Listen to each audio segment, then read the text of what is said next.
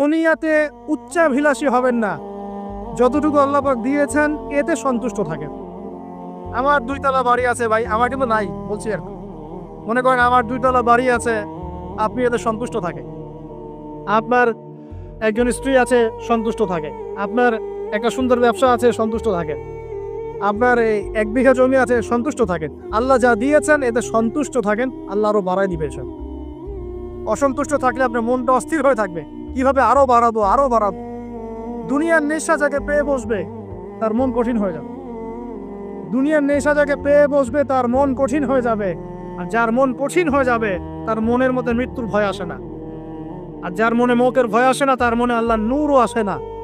আল্লাহর নূর যার কলমে আসে না তার অন্তরে তাসকিয়া আসে। বুঝতে পারলাম? তাসকিয়া কেন আসে না? দুনিয়া পূজার কারণে আসে না। ব্যাস, যতটুকু আল্লাহ দিয়েছেন আমি সন্তুষ্ট। এটাকে কিভাবে